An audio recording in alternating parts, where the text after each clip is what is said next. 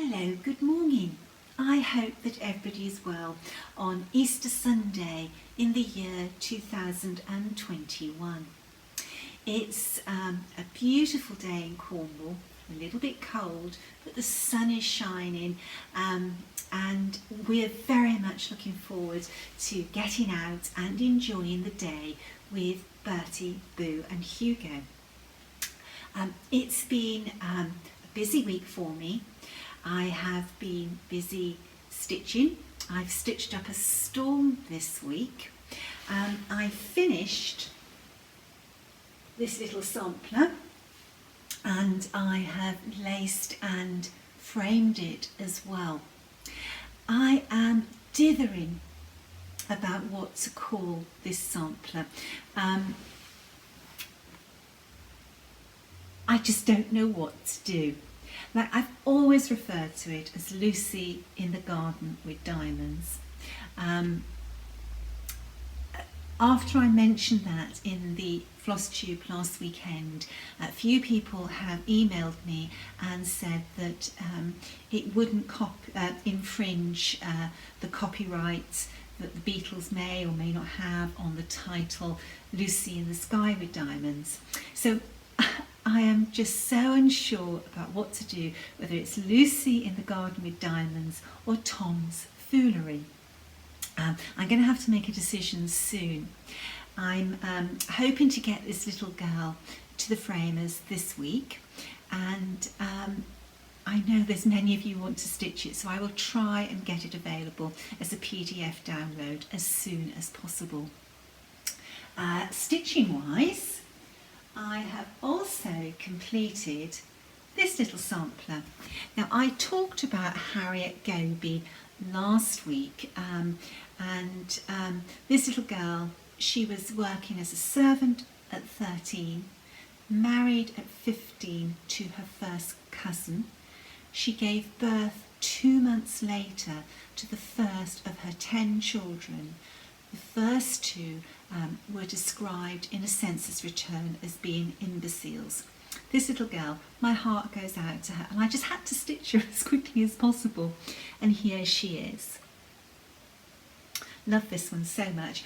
Children, obey your parents in all things, for this is well pleasing unto the Lord. Be kindly affectioned one to another with brotherly love. Very, very lovely. Now, this sampler, when I saw it on the computer screen, it looked to be black. And black is a funny colour. Black is very rarely jet black. It's like, you know, with somebody who has naturally black hair, compared to somebody who dyes their hair black. Like, hair dye black is very black, it's a solid black, but somebody who has naturally black hair, there could be sort of like a blue tone to it or a brown tone to it, or, you know, just a slightly softer, paler black. And you see this in embroidery as well. It's very rare on an antique sampler that you see a hard jet black. Now, when Harriet came, there was a softness to her black which I've been able to capture in this little sampler by the range of very, very dark colours that Auvert Soie, I put my teeth in, Auvert Soie have in their range of Soie 103. Now, these colours probably aren't showing up at their best here, but this is a jet black, but this is the black that I used to stitch Harriet. You can just see it is a softer black, and that was a perfect match to the original sampler. Now, that might look black to you, but it isn't. That black has a hint of the deepest blue. It's a midnight. If you look in the DMC shade cards, you will not see such a dark blue as this one. It is literally midnight. The same happens in the plum. They have this really deep dark plum, and if you got the DMC shade card out, you know, you have this really dark colour here, but I can assure you that this one is far deeper than the one in the DMC shade card. And this is one of the things I really love about the Soie 103 range. It's the quality of the dyes that they use that give you these really rich shades of colour. It's so lovely. Now, look at those. Now, those three have green overtones, and then this has a greeny blue overtone. It's lovely to have this in your sort of arsenal when you're stitching and reproducing. So anyway, little Harriet, she isn't black. She is this really lovely shade of a softer black that has a hint of brown, a hint of steel in it. It's a funny colour to describe, but it works so well, and really it's allowed me to give a really lovely reproduction of this little sampler that means so much to me. So anyway, I had 2 finishes this week, and I had a new start. And here's my new start. Her name is Lucy, and Lucy has some beautiful strawberries that go all around her border. Unusually for me, I have decided to tackle this sampler in a different way than I would normally stitch the sampler. I like to stitch the vine of the border all around in its entirety first, but Lucy, she was a very good needleworker. Her sampler is very neat, back and front, and her inner motifs are very precise and well stitched. But her border, oh my God, she was a little tinker when she stitched her border. Sometimes she's 13 stitches up, sometimes she's 14, and sometimes she's 15. Sometimes she's 13 across here, and sometimes she's 12. Sometimes her strawberries are centred, and sometimes they're off-centred. And the leaves, they're up and down and all over the place. So I was thinking long and hard when I was planning how I was going to stitch this sampler, and it's always worth stopping, studying and thinking how you're going to tackle a sampler. That time spent thinking about it could save you so much time when you are stitching and save you frogging. So anyway, what I decided to do, this sampler has a little grassy bank across the bottom.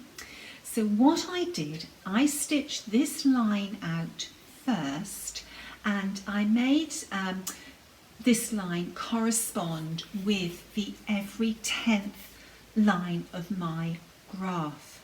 Now I started stitching her from the right, so it was about 3 stitches in, and it hit the 10th line on the graph, the big black thicker line. So I was stitching this way first and then back. So I was stitching half stitches to travel across, and then full stitches on the way back. So when I hit that 10th grid line indicator, I did a full stitch. So I stitched this all the way across, so I had each 10th stitch marked, and then I put my needle to one side. And it meant that as I was counting out, sorry, I was working this way, as I was counting out this vine, I knew when I came up here, I was hitting the right spot purely by seeing where my 10th stitch marker was across. When I came across and hit this correctly, I then went back and filled that line in fully. And that's given me good reference points to get this vine right the first time. Normally I would start stitching my vine in top left hand corner, and then I would travel off horizontally down and back around. So this sampler I'm stitching from the bottom up, and I will now bring this vine up as I stitch the sampler upwards. Doesn't that fabric look superb? This was comes from a full yard I have of Marble Pointer by XJude Designs. And when you have overdyed fabric, every piece is slightly different. This one is one of my favourite full yards of linen that I've ever had. The vintaging on this is so subtle. Well, no, it's not subtle, it's quite a lot of vintaging, but the way it sort of blends in with the fabric is subtle. I love that, and I'm really looking forward to stitching the rest of this sampler. I've had this sampler, the original, for a little while, and I've been sort of savouring the moment when I was going to stitch it. And actually, there's other things that I really should have prioritised, but it just called, and in the end I've given in, so I've started it. Okay, what else this week? Well, I had a load of framed samplers back from the framers, and this is the sweet Eleanor Steel, which we released last week, and which I featured in last weekend's Flosstube video. Here she is, very, very pretty sampler. I had great fun stitching this sampler. It was a very pleasurable stitch, and that linen, I'm so pleased with how that linen complements the sampler. Very, very lovely. So pleased about that, and I know that lots of you are enjoying Eleanor. She's been very, very popular. She's available for instant download on our website, and she's very reasonably priced at £8. I can't get my words out properly this morning. Okay, so this week we also had a release, especially for Bonnie, who has been emailing me on a regular basis about getting Minnie released. She fell in love with Minnie when she saw that I was stitching her. So here is Minnie Standlake. She's such a sweet little sampler, very, very simple. This really is a child's sort of beginning sampler. Little Minnie, I don't think she concentrated. I see this little girl as giggly, a chatterbox, a little dolly daydreamer. When you stitch her, her lines are all over the place. You have to be very careful on your placement and your spacing, and on the form that the little letters take. But you know, for me, that really adds to the charm of this sampler.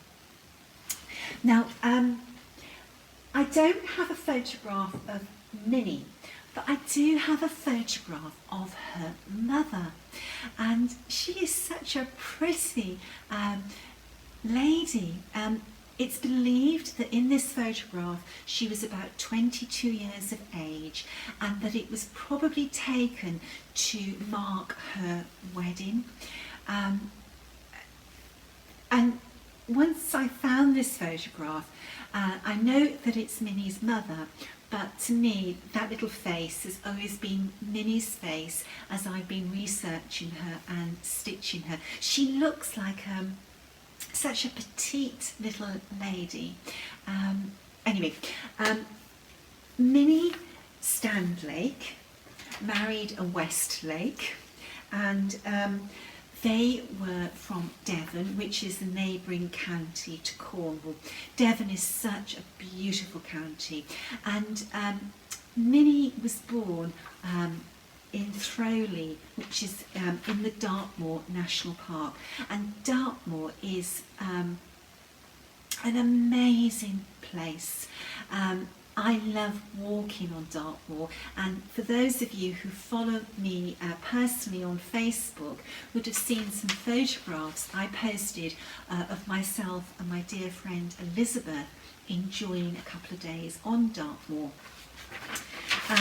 Now, Minnie was born in the October of 1884, and we know that her and her husband Charles lived in Oakhampton when they were married, and Charles worked as a labourer on the railway. In the 1911 census, it shows that they had had one child, but that child had died. We don't know whether Minnie had any more children. She died at 38 years of age in 1923. It might be possible that she died in childbirth. We don't know. I'm waiting until the 1921 census releases to find out a little bit more about Minnie and Charles. At that time, she died 2 years later.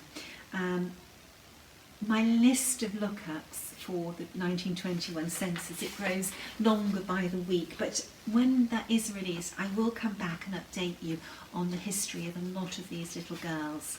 Now, Minnie Sampler is stitched entirely in cross stitch over 2, so it is suitable for Ada, Linada and linen. The stitch count is 129 stitches by 166. She is a very small sampler. You know, if you stitch her on 14 count Ada, 28 count linen, she's only going to be 9.21 by 11.86. If you stitched her on 20 count Ada, 40 count linen, she will be 6.45 inches by 8.3 inches. You know, she's a little sweetie pie. She only uses 2 colours, a Christmas red and an antique blue. Enjoy her. It won't take you long to stitch her, and I hope that she brings you as much pleasure as she brought me.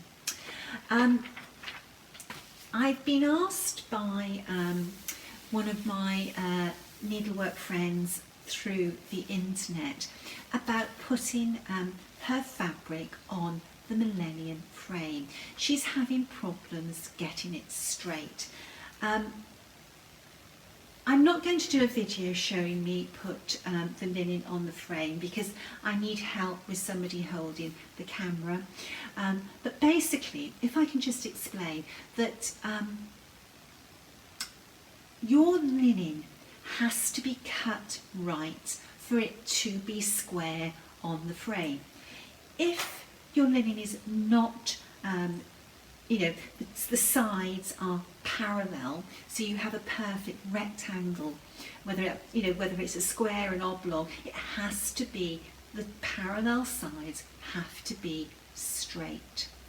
When you put your linen on the frame, you need to position the top of your linen the same distance from the edge as it is on the bottom bar. If you have this piece of fabric over here and over here so it's on the squiff, it's never going to work so that you have it sitting properly. So it's really important that before you even put your linen on this frame, you make sure that it's parallel, that it's a perfect rectangle. Then you literally just place your linen across the top bar.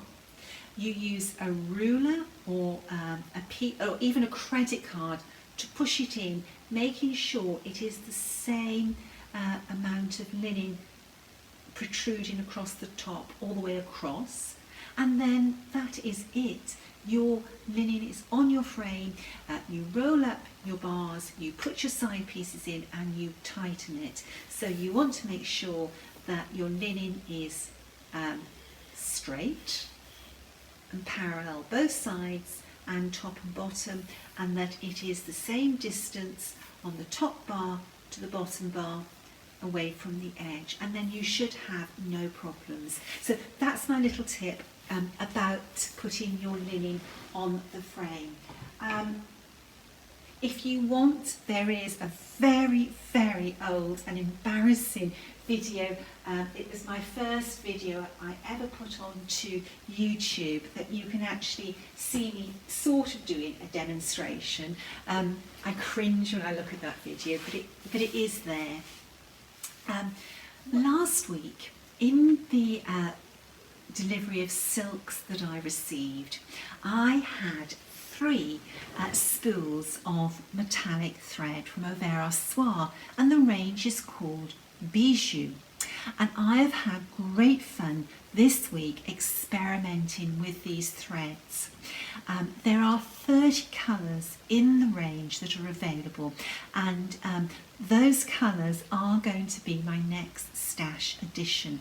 I want to have the full range so that I can incorporate them into my designs. I've had such fun experimenting with these threads. I've stitched for years using the Krennic metallics, but these threads, they really are something else. They're not stiff, they're not bristly, they are so soft and supple and so fine, amazingly fine, and you know, they really are very, very supple. These threads are designed so that you can stitch with them by themselves, or they can be combined with silk threads. Now, I've tried stitching with one thread, multiple threads, and the effects that you can create are really, really beautiful. But what I want to do for my sampler stitching is combine the metallics with the silk threads, just to give a little hint, a little sort of gleam of the metallics coming through without it being too hard against the rest of the stitching. I want to use this to highlight, and basically all you do is cut a length of the metallics and the same length of silk thread. You hold them up and you run your finger down, and the metallic will grab the silk, and it becomes almost like using one strand. And you can stitch away, and it is so soft and supple. Those stitches sit beautifully amongst your other needlework. On samplers, you often see something like this. So the little girl has stitched her sampler with a fine wool, but she's added a little bit of silk into the centre of the flowers. What I want to do is use this metallic with a similar colour of Soie silk, but this will just give that little bit of a glisten to those little flower centres, which will replicate the effect that the little girl was trying to create on her sampler. I tell you what, we are so blessed to have so many beautiful products to stitch with. order one of these spools and have fun playing and experimenting. I don't think you'll be disappointed. It was so lovely to find this metallic thread that was so smooth and so supple to use. I've mentioned last week's Flosstube quite a bit, and I need to mention it again. In my original Flosstube, I spoke about the Embroidery Guild in the UK, and I was sort of mentioning some information that had been given to me, but it turned out that information was slightly incorrect. So I've had a little look, and I found on the internet a letter that was received by the Guardian newspaper by a lady who is a guild trustee, and basically she clarifies the situation, and she says, like many small charities, the Embroiderers Guild has struggled to maintain its funds and to fulfil its charitable aims. The pandemic has forced us to act fast to ensure the guild exists at all. Our membership and therefore our income have declined dramatically. We share members' unhappiness. We greatly value the contribution that branches have made as part of the wider stitch and textile art community. We do not want them to close, but are offering them the chance to become independent groups. The trustees have made a proposal that will enable the charity to do the same, ensuring that the collection we own will be protected and accessible. We will continue to share the passion we have for the art of stitch and find new ways to support the community.